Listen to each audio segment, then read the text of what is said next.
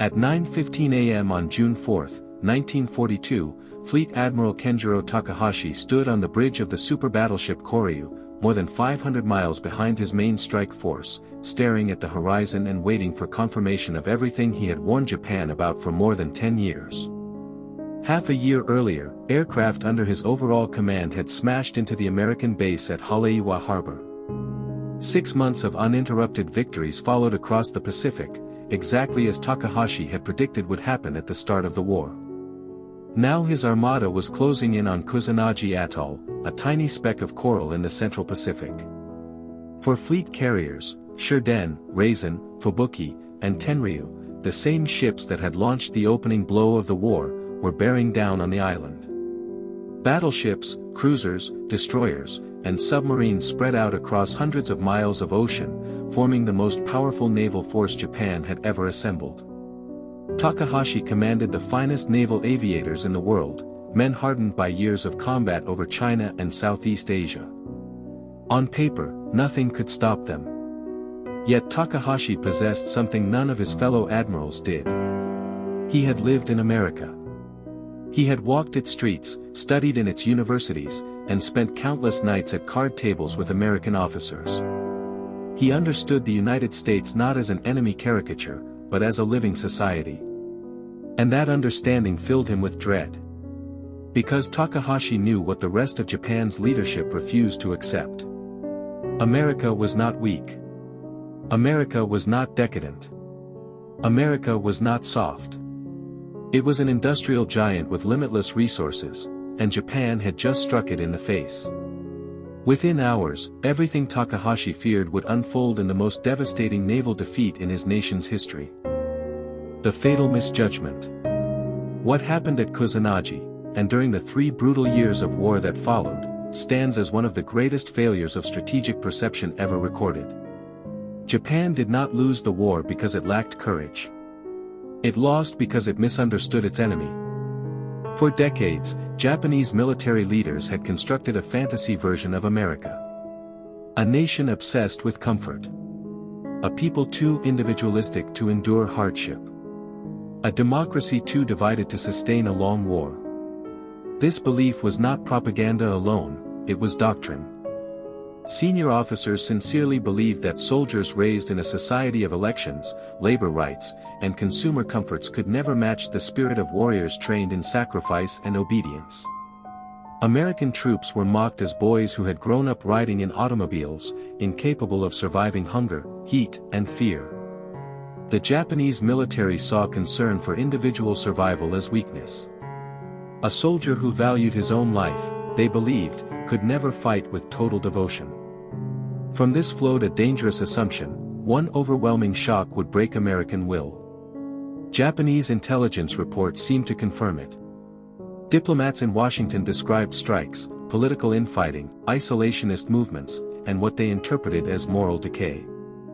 Hollywood films shown in Tokyo portrayed gangsters, corruption, and chaos. To many Japanese intellectuals, American culture appeared shallow, rich in material goods, poor in spirit. All except one man. A man who knew the truth. Kenjiro Takahashi was born in 1885 in the provincial town of Aoyama, the son of a former warrior family that had lost status after Japan's modernization. His upbringing was marked by discipline, humiliation, and relentless pressure to restore family honor. He entered the Imperial Naval Academy and graduated just before the war with Russia. At the decisive naval battle off Tsushima Cape, he served aboard the cruiser Hakuryu. A shell explosion tore through the ship, knocking him unconscious and costing him 2 fingers. The injury became a badge of honor, and a permanent reminder of the cost of war. Takahashi rose quickly.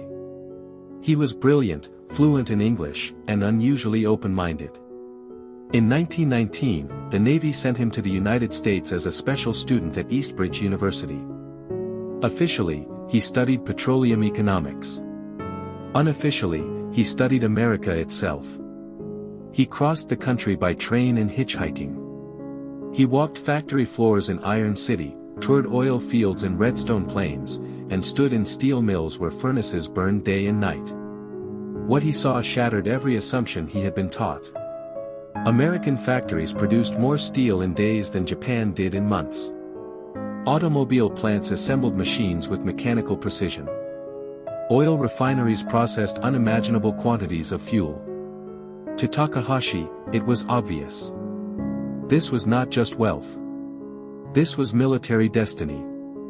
A nation that could produce endlessly would eventually win any prolonged war. Even more alarming was the people. Americans argued loudly, criticized their leaders, and valued personal freedom, but they worked relentlessly. They were competitive, proud, and deeply stubborn. And once provoked, Takahashi realized, they would not quit. The warning no one heard. Throughout the 1930s, as Japan marched toward war, Takahashi warned his superiors again and again. He opposed expansion on the Asian mainland.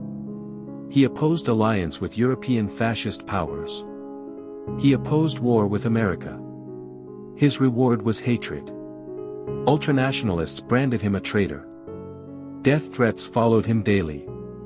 Eventually, the Navy quietly sent him back to sea, both as promotion and protection.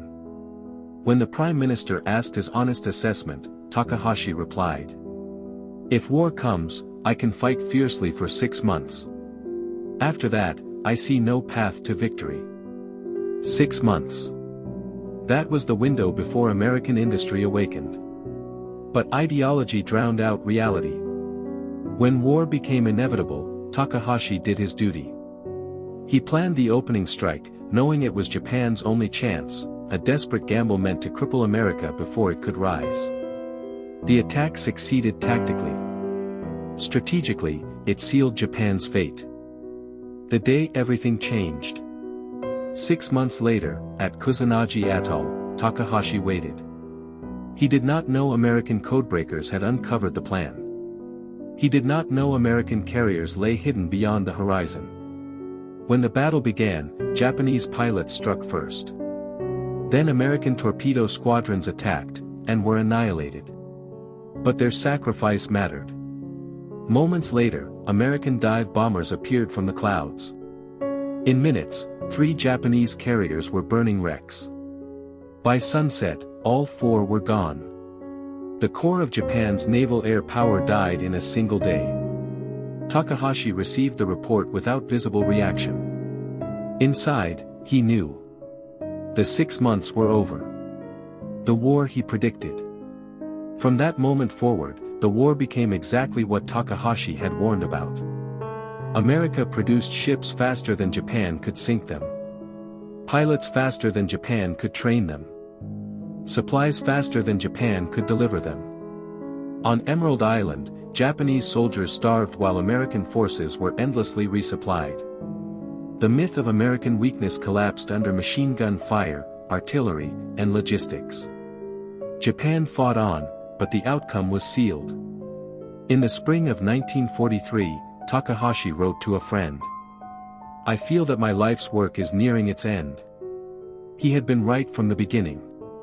Japan did not lose because it lacked courage. It lost because it refused to understand its enemy.